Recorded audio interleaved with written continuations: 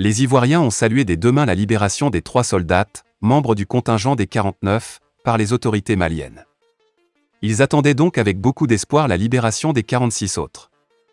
Avec pour effet, la normalisation des relations entre Abidjan et Bamako. Que non! Au moment où l'on s'y attendait le moins, Assimi Goïta place un tango des plus détestables, le troc de 2 contre 46 minutes. Notamment l'extradition exigée ici et maintenant de Karim Kété, fils de l'ancien président malien Ibrahim Boubacar Keïta, et de l'ancien ministre de la Défense du Mali, Thiéman Hubert Koulibaly, par la Côte d'Ivoire vers Bamako. Oubliant que la Côte d'Ivoire a une tradition de terre d'accueil. Autant des personnalités maliennes, pas en odeur de sainteté avec leur pays, seraient en exil en Côte d'Ivoire, autant des personnalités ivoiriennes, dans pareille situation avec Abidjan, sont en exil au Mali. Cela n'a jamais menacé les relations fraternelles entre Bamako et Abidjan. Même depuis l'éclatement de l'affaire des 49 soldats ivoiriens retenus au Mali, la question des exilés des deux pays n'a jamais été évoquée comme une préoccupation dans cette crise.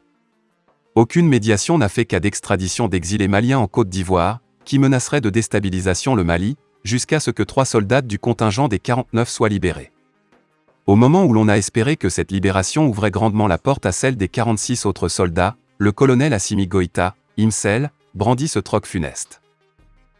Soldats ivoiriens du NSE arrêtés au Mali, notamment la libération des 46 soldats ivoiriens contre l'extradition vers le Mali du ministre Hubert Thiéman Koulibaly et de Karim Kéïta. Cette volte-face incongrue du colonel Assimi Goïta conforte la thèse du chantage que brandit, aujourd'hui, la Côte d'Ivoire. En effet, la libération des 3 soldats a laissé penser à un règlement africain de la crise des 49 soldats comme l'a évoqué le président Macky Sall du Sénégal.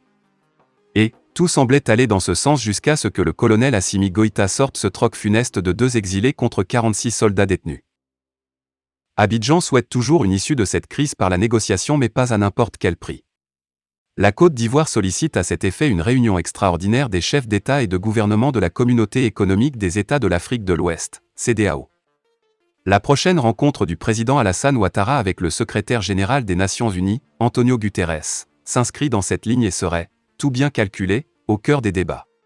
Le gouvernement de la transition a suivi avec une très grande préoccupation et une profonde stupéfaction le communiqué du Conseil national de sécurité de la Côte d'Ivoire, tenu le mercredi 14 septembre 2022, au sujet des 49 soldats ivoiriens, arrêtés à l'aéroport international président Modibo Keïta Bamako-Senou le 10 juillet 2022 et contre lesquels la justice malienne a ouvert une procédure d'information judiciaire pour des faits graves touchant entre autres, à la sécurité nationale et à la sûreté extérieure de l'État.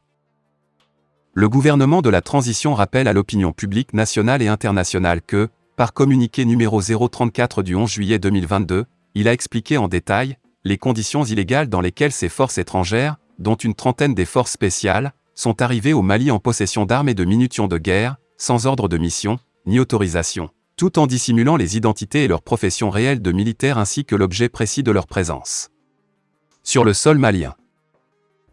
En outre, contrairement à la déclaration des autorités ivoiriennes, la MINUSMA, officiellement saisie du statut de ces militaires par le ministère des Affaires étrangères et de la coopération internationale, avait clairement indiqué dans sa note verbale référencée, MINUSMA Pro NV-226-2022 du 27 juillet 2022, que ces soldats ne faisaient pas partie des éléments nationaux de soutien.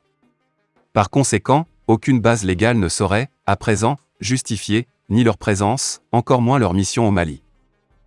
De même, le directeur en charge des questions africaines au ministère des Affaires étrangères de la République fédérale d'Allemagne, reçu en audience le lundi 7 août 2022 au ministère des Affaires étrangères et de la coopération internationale, avait clairement indiqué qu'aucune agence allemande, encore moins le gouvernement, n'avait de lien contractuel avec les éléments ivoiriens arrêtés à l'aéroport. Par conséquent, son pays n'avait rien à y voir, ni de près ni de loin, avec les personnes arrêtées. Malgré la gravité des faits qui entourent cette affaire, le Mali a bien voulu accompagner les efforts de médiation de la République togolaise, unique cadre de règlement du dossier des 49 mercenaires ivoiriens. Dans le communiqué du Conseil national de sécurité du 14 septembre 2022, le gouvernement ivoirien insiste sur son innocence et celle des 49 militaires arrêtés. En conséquence, le gouvernement de transition note avec une profonde stupéfaction que le gouvernement ivoirien vient de se dédire en l'espace de 11 jours.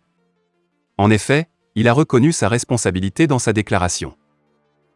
À la décision du gouvernement ivoirien d'avoir transformé un dossier judiciaire en une crise diplomatique et par conséquent de saisir la CEDEAO, le gouvernement de la transition souligne qu'il n'est nullement concerné par cette procédure devant l'instance communautaire. Aussi, il indique à la CEDEAO que l'affaire des 49 mercenaires ivoiriens est purement judiciaire et bilatérale. Il met en garde contre toute instrumentalisation de la CEDEAO par les autorités ivoiriennes pour se soustraire de leurs responsabilités vis-à-vis du Mali.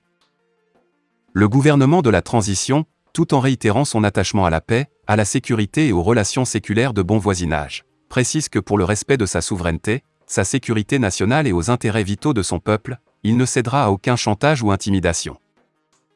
Fin de la vidéo, merci pour votre attention.